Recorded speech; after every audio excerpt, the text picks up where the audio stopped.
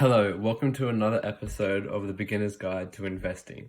This episode, we're going to have a look at what ETFs are, and more importantly, about diversification. Well, the reason that you use an ETF is to diversify your portfolio. So, what we had before, or we learned before, was about risk management and high and low risk. What an ETF is basically reducing the risk of your investment. So, what is an ETF? An ETF is an exchange-traded fund, and it's a type of security that tracks an index, a sector, commodity, or other asset. And it's an indicator in order to spread your risk, because as you can see here, there's tons of stocks. There's so many stocks that some people can get overwhelmed, or even if you know every single one of them, due to opportunity costs, you can't invest in absolutely anything. Or can you? That's where ETFs come in. And basically, an ETF is a basket of stocks.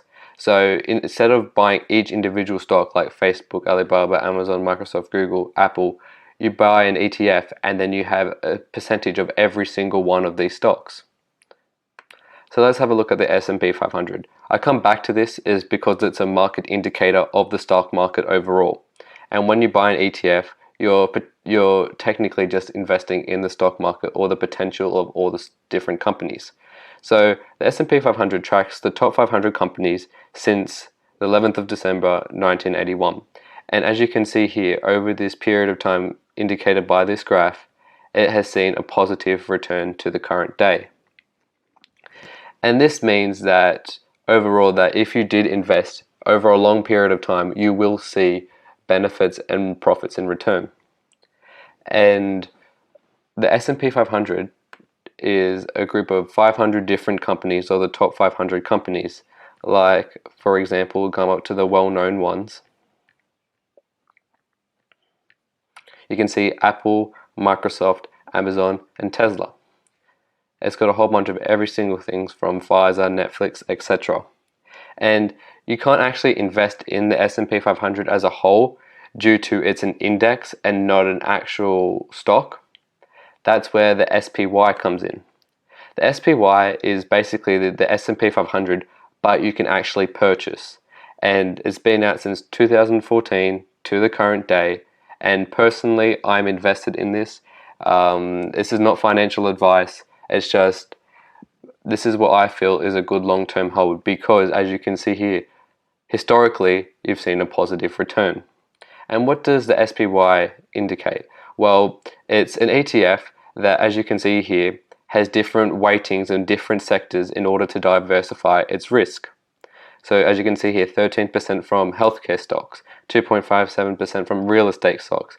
It's basically doing all the hard work of diversifying your portfolio for you. And as you can see, its top 10 holdings are Apple, Microsoft, Amazon, Facebook, and Alphabet.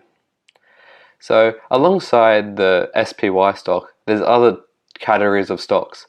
So you can have sector or industry stocks, which is if you want to get inside a certain niche or certain sector, like for example, technology. So right here, as you can see, that this one is a more newer one. So it's not as tested, not as historically accurate, but as you can see, it still has a strong return. So, and this is from BetaShares. It's the ATEC ticker, and it's composed of Afterpay, Zero, Seek, and here you have the information technology, communication services, healthcare, and consumer discretionary. So it's diversifying your portfolio, but instead of stocks, like 500 top stocks, it's the stocks, but in the technology sector. Another type is what's known as a real estate or a REIT. So I'll go into another video if you'd like to see it, which goes into the whole process of this. So this ETF is basically of real estate, and generally real estate appreciates, so it should be worth more. But as you can see here, it's got a negative 33%. And you go, oh no, why is this? This is such a bad investment.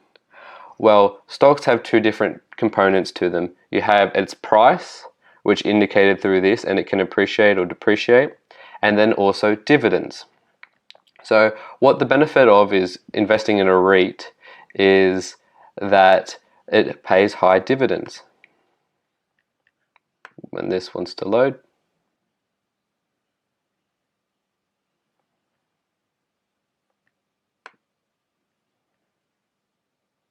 Sorry about that. As you can see, this is all live stuff, that it's not fabricated. And as you can see here, it has a dividend yield of 10.54%. So on a stock that's $8.50 US, that you're receiving 88 cents a year. So that's 10%. So you're seeing a 10% profit over time, and if the stock just holds itself, you're making that 10% every single year. And it's been historically cashed out, as you can see here, because it's every 3 months, so quarterly, then you add it all together and you get 88. But there's sometimes where you get more, sometimes you get, it's usually more, as you can see here. So that's what a REIT is. Another type is in commodities, and this is the commodities for different types of things. This is an ETF for commodities, example QRE. And over the maximum period, we've seen that it was higher when its initial launch, and it decreased, and it's slowly starting to track up into profit.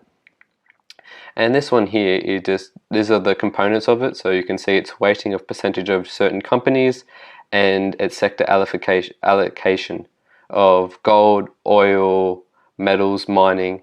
And it's just to get your mind open to all the different types of investments, ETFs, what sector, what you really want to get into, and they do all provide good dividends.